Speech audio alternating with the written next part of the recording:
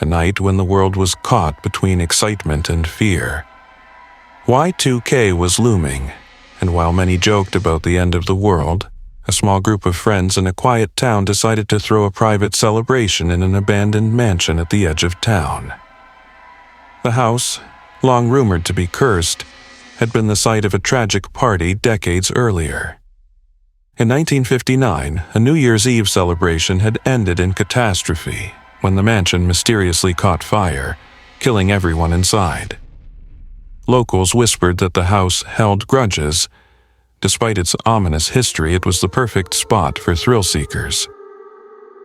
Sarah, Mark, Danielle, and Jason arrived just before midnight, armed with flashlights, champagne, and a portable stereo.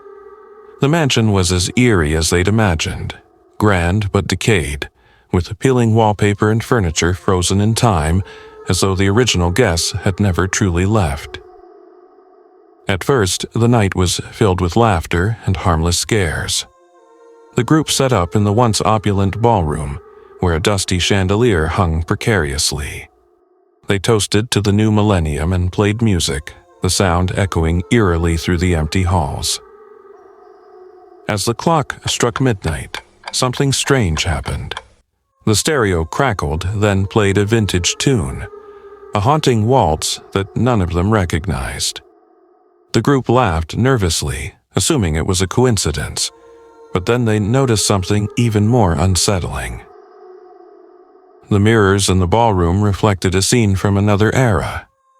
Instead of their own reflections, they saw elegantly dressed partygoers from the 1950s, dancing to the waltz.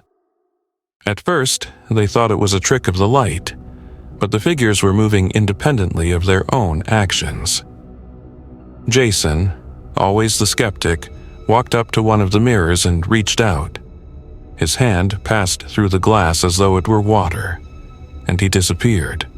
The others screamed, but before they could react, the reflections turned toward them, their faces twisted into grotesque grins. Panic set in as the remaining friends tried to leave the mansion, but the house had other plans.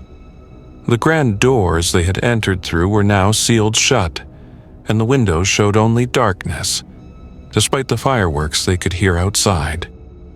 Danielle began to scream as she was pulled backward into the shadows, her cries fading into nothing. Mark and Sarah clung to each other, running aimlessly through the maze-like hallways. They found Jason in the dining room, sitting stiffly at a long table. His eyes were open, but he wasn't blinking. He was surrounded by ghostly figures who raised their glasses in silent mockery. Mark and Sarah tried to drag Jason away, but his body was cold and immovable, as though he had become part of the mansion. Then the waltz began to play again, louder this time, and the ghostly guests appeared all around them, their smiles growing wider, their eyes filled with malice. Mark shouted for Sarah to run, but she wouldn't leave him. Together, they stumbled back into the ballroom, now transformed into a glittering vision of its former glory. The ghosts were everywhere, spinning and laughing, their movements jerky and unnatural. The last thing Sarah remembered was being pulled into a dance by a man in a charred tuxedo, his hands like ice. Mark's screams echoed in her ears as the world went black. When the townsfolk arrived the next morning, the mansion was empty, just as it had been for decades. But on the dusty floor of the ballroom, they found 4 sets of footprints leading to the mirrors, which were now shattered. Years later, the locals say you can still hear the faint strains of a waltz on New Year's Eve, and if you peer into the broken mirrors, you might catch a glimpse of Sarah, Mark, Danielle, and Jason, dancing forever at the party that never ended.